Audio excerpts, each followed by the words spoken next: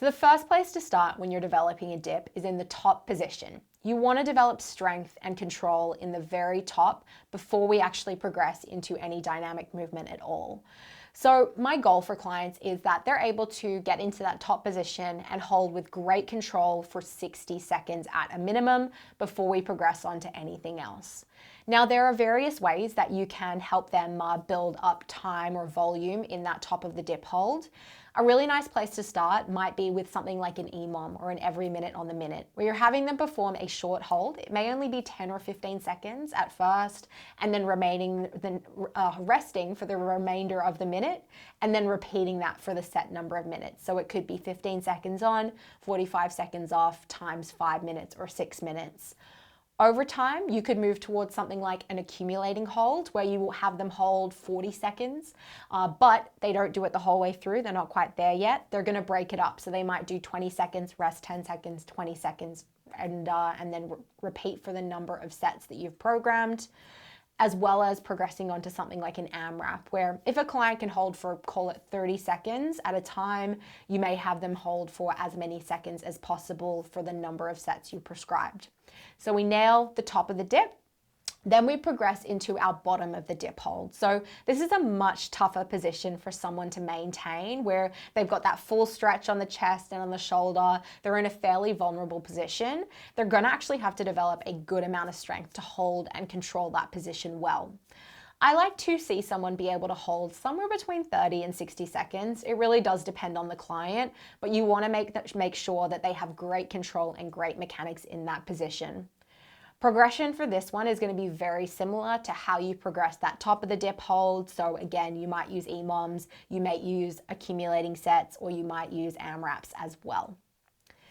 Once we've built that control in the top and the bottom of the dip, now we can start to move through the movement. So this is where we introduce eccentric dips, or lowering with control and then using assistance to come to that top position. So they're not actually performing the concentric phase.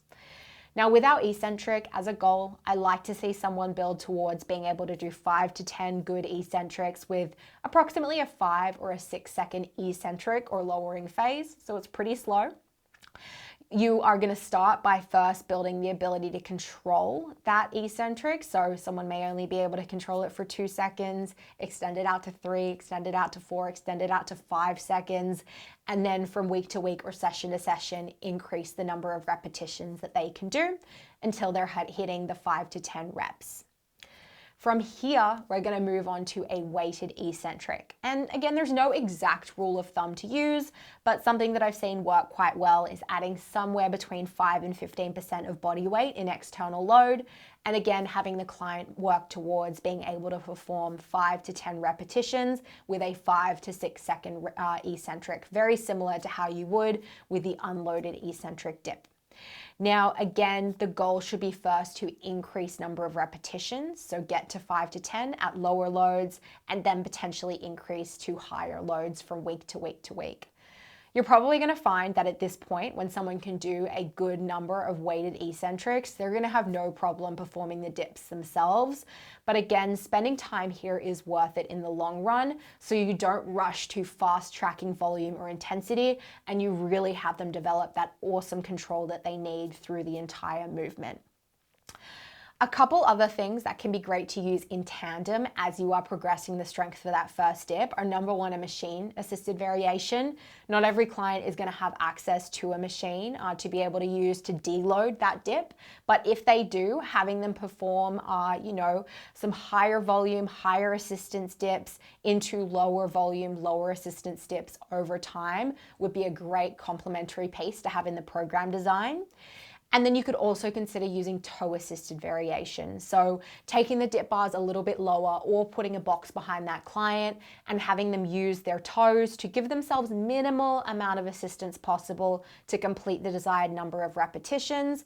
But again, deloading that movement and allowing them to go through the eccentric as well as the concentric. And thinking back to the person that we talked about in the video prior who is lacking the motor control to put it all together. together. They have the strength, they have the parts inside the pattern, they just can't commit to the full compound nature of the movement. Toe-assisted variations for a period of time can be really useful to get them to organize their brain around that. When it comes to timelines for progressing the dip, you're going to have to individualize it and use your coach's intuition. Everyone adapts at a slightly different rate. Everyone can tolerate different amounts of volume and intensity, especially in that vulnerable position that they are in with the dip.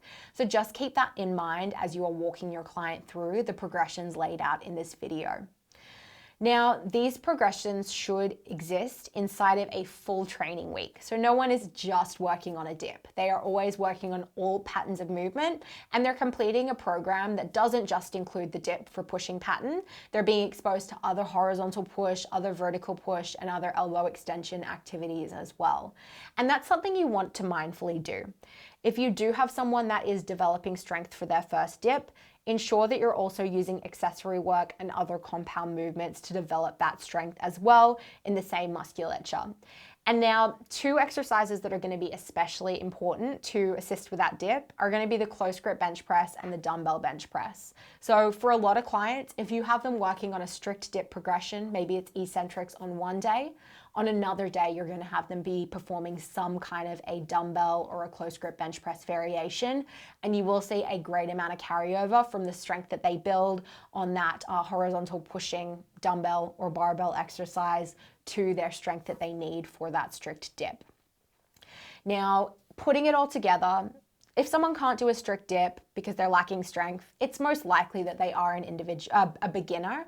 For beginners, a full body resistance split done 3 days a week is going to be really awesome for them. This means that they're going to be doing the push pattern inside of every session of training. So day 1, they might be doing their dip work. Day 2, they might be doing a horizontal or a vertical push. And then day 3, another horizontal or a vertical push. So again, always have their dip work in the context of a full program design. When it comes to elbow extension, so thinking about things like skull crushes or a triceps extension, they may have a time and a place in helping someone shore up limitations in the dip or develop that tricep strength or elbow extension strength they need for the dip. But you'll probably find for the majority of people that are struggling to get that first dip, really just focusing on compound pushing exercises is going to be the thing that gets them there.